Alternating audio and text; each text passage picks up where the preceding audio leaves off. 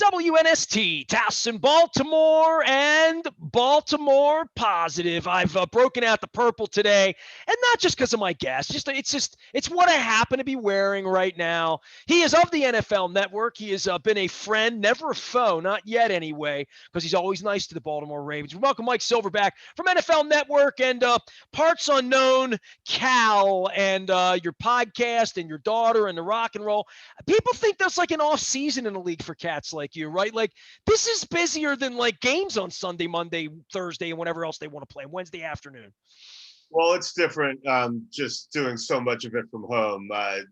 On a positive note, you're right. I did launch a podcast with my daughter Natalie as my sidekick. It's called Pass It Down. It is available on all major platforms. We have a lot of fun, and I am totally exploiting her labor during a global pandemic. A family bonding thing or a career move for you, Silver? What is that? I'm trying to understand. I just, it was really just opportunism. She's great, and she happened to be at our house when we were quarantining, and my agent and I had talked about me doing a podcast. I wanted to do something different and have something better than this. No, I like it, but just have a cool sidekick. And she worked in Cal football recruiting during the end of her time there, and certainly knows football. But she said, "Look, I don't really know, nuts and bolts of football." And I said, "Good. You could ask some things, you could step back and kind of ask some things that a lot of people maybe don't question and take for granted." And and we talk about music and politics and whatever else we're into. So I've changed my format, right? I mean, there was no sports for 8 months. The baseball team has 1 foot out the door. I mean, the football players don't really want to sit and talk, right? I mean, that's not the way they're wired in the modern era. So like talking about other stuff has become, it's what you and I do in our when we spend real time together. You and I aren't talking about who the Ravens are drafting. If you and I were getting together because you were coming here, we were having a crab cake, I don't know that we talk a lot of football, honestly, like in the real world, right? Yeah, or we talk about real things that actually interest us, not like which corner could be a steal in the 3rd round from, who knows where. But so we're having a blast. It's called Pass It Down. It's available wherever podcasts are served. We are, it's obviously been a crazy time for everyone worldwide and in America. We're starting to come out of it. We've all had shots over here in my house, so getting ready to kind of re-enter the world. And as you know, what I love doing best is really connecting in person. And it's a big league, it's a big country, it requires some travel and mobilization. But after more than a year of hunkering down, I'm kind of ready to roll. Well, bring the human part into this, because, I mean, you and I are humans that bump into each other randomly in the same row in Denver, Colorado, and neither one of us live there, at random concerts and find ourselves, at 2 a.m. drinking. And you're a people person. I mean, we're not introverts, either one of us, right? And we've made our stake by pressing flesh, meeting people, having these. And the last year, the shutdown, we have a Rolodex, right? We're both old farts. We had people. You can get Brett Favre on your podcast. You can do whatever you need to do, right? But for anybody else, for these kids trying to get a job in this league now, for coaches who didn't get to meet their players last summer and had to go play football, and hiring people online now, I mean, it is a whole different world for the National Football League as far as how everything's being conducted business-wise, right? Well, first of all, for young people in general, it's rough. And I have 2 kids in college and one, my daughter, who's recently graduated. And, a lot of these kids, including my youngest, he lost his senior day, prom, college visits, and, all the things I have pictures of that I regret. Yeah, right.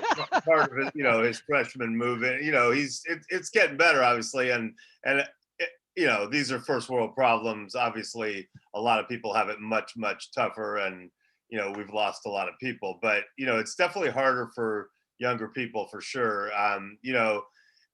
Having to cover the league from afar, for now more than a year has been hard journalistically. But yeah, if you were someone who didn't have relationships and phone numbers trying to do it, I can't even fathom, the difficulty being remote. And look, I uh, there's going to come a time, I think, eventually where we're starting to reopen, and I think we're going to get a lot of people, teams, and league officials who think, you know what, we like not having journalists at practice and in the locker room, Oh, and that all came that. that was clear a year ago to me that I Sure. might never get back in. And there's a battle to be fought, and I'm not going to start fighting hard, and while obviously right now there are very legitimate reasons to keep people like me away, but eventually I think there's a battle to be fought. And I think fans and consumers viscerally would say, well, especially the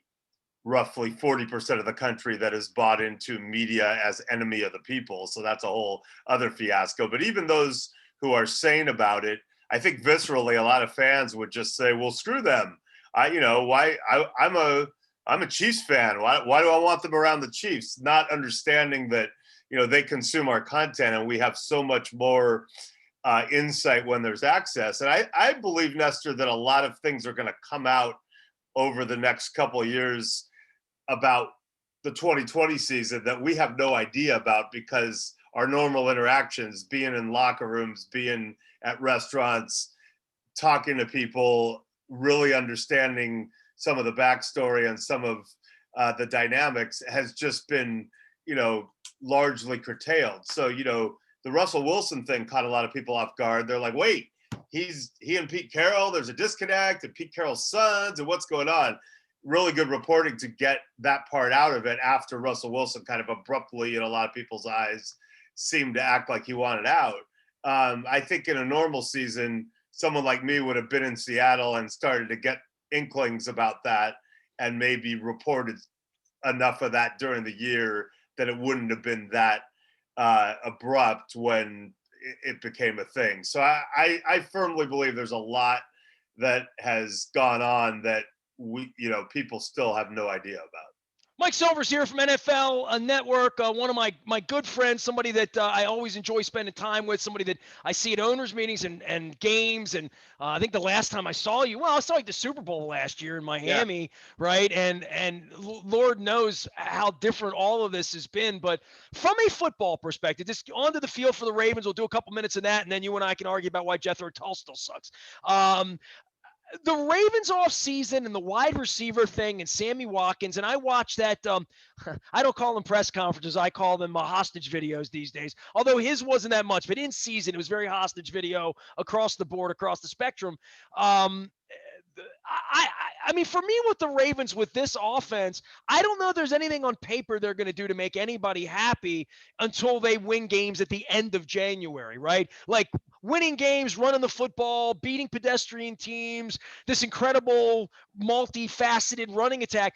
But then you go try to sign an impact wide receiver, and there's no such thing, especially given the weird cap year we have here, and that no one's having a career receiving year in this offense.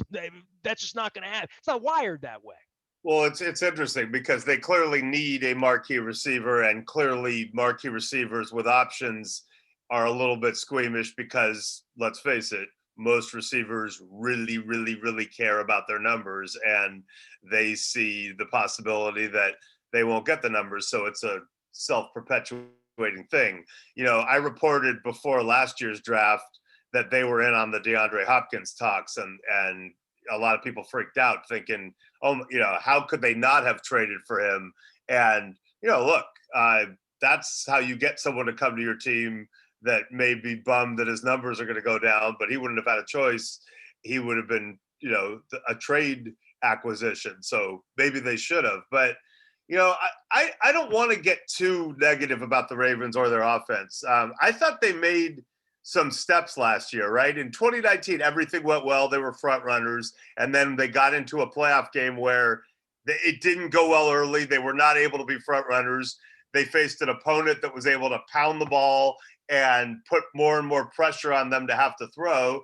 And they didn't react well in that situation and show an ability to come from behind. So as great as the 2019 regular season was, that playoff loss to the Titans just tore up the paradigm and dogged them the entire offseason. And then all last season, there were moments where people were like, yeah, well, if they get behind or if a Derrick Henry can pound them, they're going to be in the same situation. And they had chances to kind of show that that wasn't the case and failed, but then they had kind of some moments where you started to see it.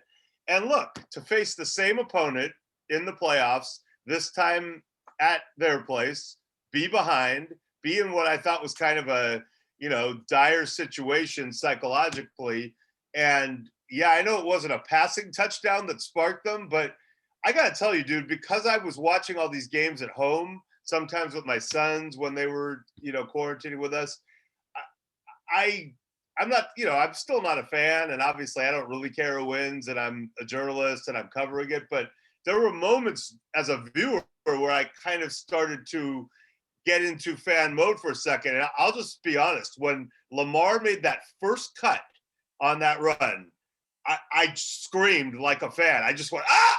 And, not knowing he was going to score necessarily, but just, he did something to me that just stirred something where it was such a killer, the inner killer just decided, we're in a tough situation. I am special. I will change this situation now with this cut and then keep going. And then, it changed the game and they were able to close.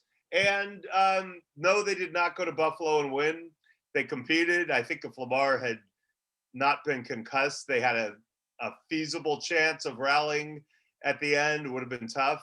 But, to me, they did make some progress. I don't look at them as a team like, they're just a bunch of front runners. I think.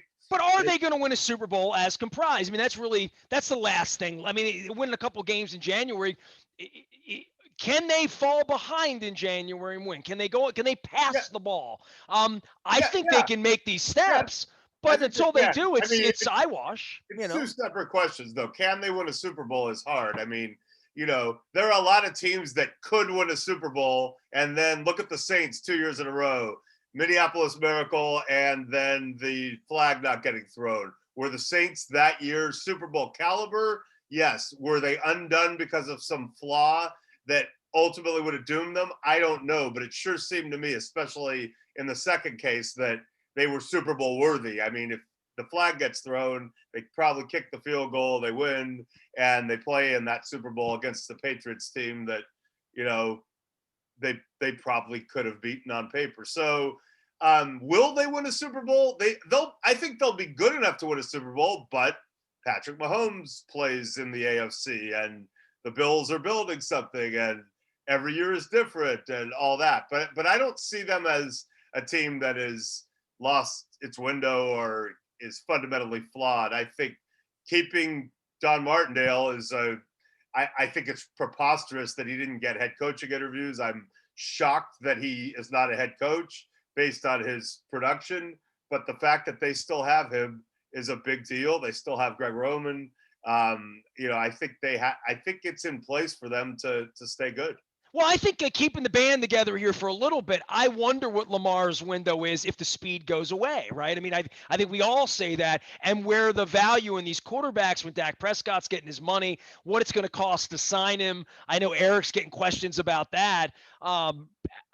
They always get their guy, right? Whether it's Ronnie Stanley or whether it's and the guys that they don't want, the Matt Judons, whoever that is, they don't have any problem. I mean, there's not a whole lot of emotion in this. Well, and it's not, to clarify for anyone who might not know this about both of us, I think, I don't care how much money Steve Bisciotti gives to Lamar Jackson. Like, Steve can afford it. I think his franchise valuation went up like another $3 million since we started this Zoom, and we, if you've seen the broadcast deals and the data deal, like, business is booming. I'm not saying, oh no, it costs a lot to sign him. We're saying salary cap wise relative to, there's a window when you have your quarterback on a rookie deal, which again, I'm not telling you this, but everyone here knows that from Joe Flacco, because the minute they gave Flacco the money, they couldn't afford to give anybody else money. But you can afford. It's just choices. It's not that you can't. If you pay a quarterback that market value, he has to be able to be transcendent enough to cover up some of the weaknesses that will come from it. You You're know, talking about 20% of your cap, which 18%, that's sort of the number, right? but That's where this year there's kind of a cap situation because of the pandemic and a very unexpected situation. But mostly the cap is an excuse, and you can finesse it, and it's always going up, up, up. So yeah, if you pay Joe Flacco, you have to make some choices during the cap. But usually, when fans get all hot and bothered about the cap, they don't know what they're talking about. Usually the cap's an excuse. But anyway, it's also understand, not you viewers, that Lamar Jackson is on an artificially deflated rookie deal. That is a gift from the 2011 CBA. Before that, the draft, which artificially deflates someone's value because it is assigning you to a team instead of putting you on the free market, at least people like Cam Newton, who went number 1 overall before the 2011 CBA, would get closer to market value and a lot of money. Now rookies have a wage scale. So Lamar, didn't Sam Bradford sort of slide in there? He was kind of the last guy to get paid. Right, yeah. But so they're ripping off people like Lamar based on this system. And when you have to pay him the market value, then your cap is harder to finesse. But bottom line is, if it's Aaron Rodgers or Russell Wilson or Tom Brady, it's a no-brainer. You pay it. If it's, somebody who's, Marcus Mariota, who's not good enough, it's a no-brainer. You don't pay it. The danger is the middle ground, which is Flacco even after the Super Bowl, or Romo, or Cutler, or Stafford, or so many of these guys. Or Sam Darnold. Right. I wouldn't say Sam Darnold has earned even the middle ground. But if you give him that money, once you give the money, then right. But if you give the money to someone and they have not, and they're in that middle ground, so you have to pay them kind of market value or lose them, but they're not going to be transcendent. Matt Ryan, some would argue, is in there. But once you do that, if your quarterback can't help compensate for some of those cap choices you have to make, then it's harder. So yes, the Ravens' window of Lamar still getting paid on the rookie deal is very close to shrinking, and then it will be tougher. Mike Silver is here. Aaron Rodgers doing the Jeopardy thing. I watch Jeopardy literally every night, and have for 8 months, whatever. My wife and I got into a thing during the pandemic doing it, and then she went away. And when she went away, who was one of the hosts was coming in and out. I mean, Ken Jennings should be the guy. Was Rodgers any good this week? I haven't checked. Well, so I'm just the entitlement of that question of believing that I give a damn about. Oh, I thought you were an Aaron Rodgers guy. B, whether, I think I watched a few Jeopardies with Alex Trebek, Okay. I thought you'd be a really good Jeopardy guy. You're smart, man. Silver, you're well I don't know. It's versed. not my favorite game show ever. It's fine. I was kind of If I was playing Trivial Pursuit in my house, I'd want you on my team. Yeah, I think I'd be okay. But I think I was like a Joker's Wild guy as a little kid, and then, got into Match Game was fun. And thought so. maybe a little Family Feud, early on, but I'm not, I think people, the only way it would interest me is if Aaron Rodgers truly did want to either quit football to become the Jeopardy host now, or somehow was using it to leverage. But I don't think he needs the leverage. I think all he has to do is tell the Packers, hey, dudes, you drafted my replacement. I'm sick of you not loading up around me the way other teams do, and I don't want to be here. And he could probably force the issue. Look at what Tommy did down in Tampa. I mean, he even left Bill in one, right? I mean, we heard, 12 years of, we had Matt Castle and we went 11-5. And Ryan Mallett. We had Jimmy Garoppolo and Jacoby Brissett, and we were 3-1. And Tom was like, allow me to retort, which is a Pulp Fiction reference. I love that. But but it's not just that Brady left and went to Tampa. It's that Jason Light smartly recognized, whoa, we have this crazy little window. It probably won't last very long. And Tom Brady's here. What can I do to get other guys and Gronk. Okay, can I get Antonio Brown, Fournette, like whatever it takes? I've drafted a tackle, and then didn't just go, okay, we got a Lombardi and it almost won the league, but thanks. He's like, let's play with the cap and do it again. Yeah. And the Packers, meanwhile, who've had back-to-back first ballot Hall of Fame quarterbacks, only happened twice, Montana and Young and Favre and Rodgers, by the grace of the football gods. 30 years in their case. 30 Flacco years, and Lamar. Oh no, I'm sorry, Flacco's not going 30 Hall of Fame. years of back-to-back first ballot Hall of Fame quarterbacks, and the Packers every year are like, cool, man. All right, well, we'll just draft some guys, and those guys will make us good, and we'll look smart, and yeah, we're not really going to load up. That's not really our thing. Well, they have 2 Super Bowls during that 30-year span, championships, 2 championships, 3 appearances. I have a different philosophy, and when last offseason, the Packers' only aggressive move in any of it, free agency, the draft, any of it, one aggressive move to trade up in the first round to take Jordan Love. If I'm Aaron Rodgers and I'm juxtaposing the 2 approaches, I'm like, bro. And that's why I think he spoke out after the championship game defeat. And I think he was trying to send them a message. And I think they received it by going, we don't care, we don't care, we don't care. Well, they went through the Brett Favre thing there, right? I mean, that was quite the hardship on the franchise when it happened, right? Like they did a lot of dancing. Let me cue the violins. Anyway, I don't think the Packers are aggressive enough. I think because of that, we very, very well may be looking at Aaron's last year in Green Bay, Russell Wilson's last year in Seattle for other reasons. I wrote about this leading into the Super Bowl, the Brady effect, that I think the combination of Brady getting out and the Bucs loading up around him and that succeeding has changed the mentality for teams and for quarterbacks in terms of being aggressive and not just staying in situations. And so you saw the Rams trade Goff for Stafford. Wentz has gone from Philly. You've seen, you saw Winston and Mariota not get re-signed after the rookie deals, and those teams both were happy with, Tannehill and Brady and Tannehill respectively. So I think teams are just thinking of it differently, and players are thinking of it differently, as we saw with Watson before that took a dark turn off the field. But, there's a lot going on.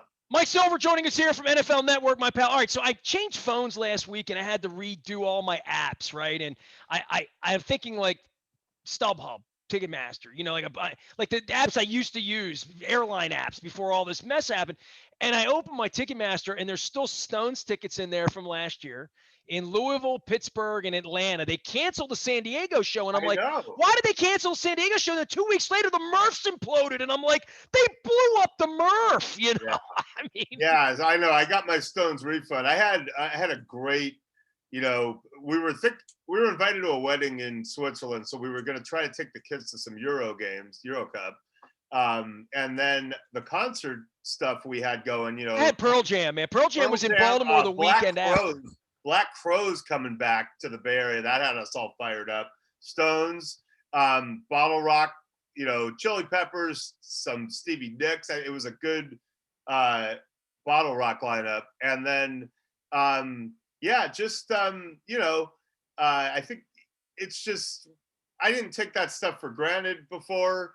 And, I don't think I took much of it for granted, but it was, I'm going to feel healed when I'm at Merriweather with a beer out on the lawn. Like, to me, more than a sporting event, more than a raving, more than any of that stuff. Yeah. I miss concerts the most. For sure. And it goes really fast, all of it. And, I think I've appreciated all of it, the kids' sporting events and all the fun stuff I've gotten to do and the work stuff. And it's just, but yet we all cycled through pretty hard. And so, it's nice to have a reset, unfortunately, under very tragic circumstances. But, I don't think a reset was bad. I think, it'll be interesting to see what we're allowed to do and what choices we all try to make and all that. But, I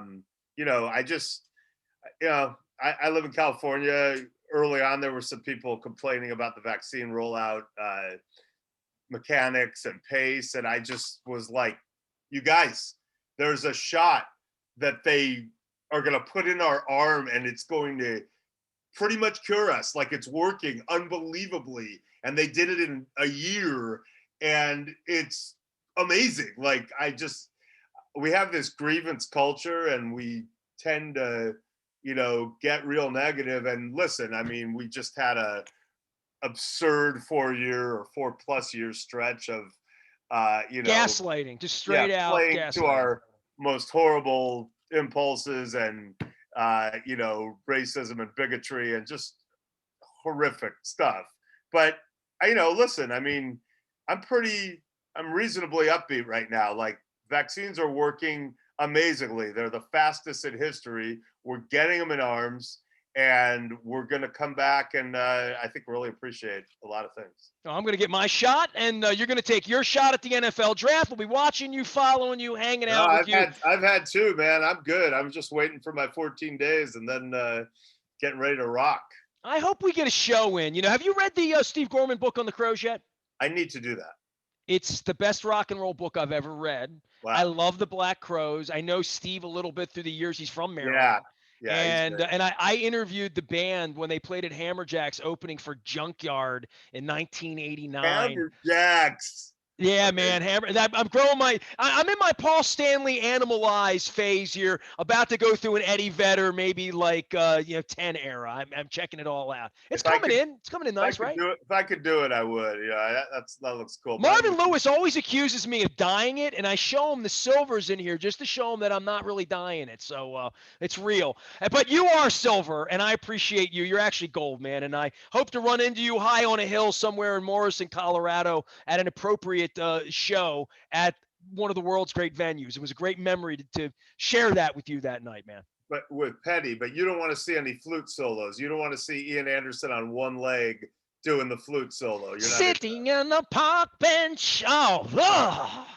Really? I'm down with Tull. You got to get into the like foresty Renaissance fair kind of weird 70s zone, like Songs for the Wood. You guys have different drugs out there. I don't know what to say, man. I'm just not it. I'm not down with the flute. I'm waiting for Bruce to tour. I got to tell you, man, this is how you can tell from my era if someone really likes good music. If you say, like, I said this to my kids, I go, hey, your friends who have parents who tell you their parents are cool and like good music, I go, ask one of their parents, like, hey, what do you like Tull? I go, because if you call him Jethro Tull, you probably don't like him that much. But if you call him Tull, then you're like of my era. So there you go. Oh man, not my thing at all. I have gotten into the band lately, and amazing. It missed me. You know what I mean? Like, I just never listened to it. And fantastic. I've gotten a little bit more into Allman Brothers and bluesy kind of stuff. Hey, Nestor, my parents took me to see the band at the LA Greek, the show before the last waltz. So imagine little me, 12 or 13, okay, all the weed, smoke flying around. And I'm at the outside at the LA Greek, and I was just like, they were at, top of their game. And, I knew a lot of the songs because my dad's cool, but like, man, what a show. Yeah, I started seeing shows in 79, 80, 81. So I saw Queen a couple of nights before the Montreal show. Yeah, I saw that Montreal tour. I saw the Kinks a bunch when I was little with my dad. Yeah, I got. Really I saw the Kinks at JFK Stadium with Foreigner, Joan Jett, Loverboy, and Huey Lewis in the News. Yeah, 1981. Wow. Yeah, I saw the Stones on Tattoo You. Yeah. We saw the Stones. 81 was the first time, but right. There you go. And I saw the Who in 80. I've had a good life. Man, it's been good. I was there when they shot the Eminence front video at the Capitol Center on that Who tour the first night. So all right, sunshine. We'll see you soon. Love you, appreciate you, and I'll run into you someplace in this great country of ours, Silver. Okay. All right, see you soon. Hey, I owe you for the Maui recommendations, dude. Appreciate you sending me the good fish joints nice. there. I loved Maui, so thank you. I'll see you soon. We listen to you and your daughter, okay? All right. Appreciate you, man. Thanks for making time. Mike Silver joining us here from the NFL Network, having a wise conversation brought to you by our friends at Wise Markets, our newest sponsor. The intelligent conversations continue. Michael Steele's going to be joining us this week on the program. Also, some other local stuff as we get ready for opening day, and Luke Jones at Oriole Park. I'm Nestor. We are WNST.net, AM 1570, Towson, Baltimore, and we never stop talking Baltimore positive.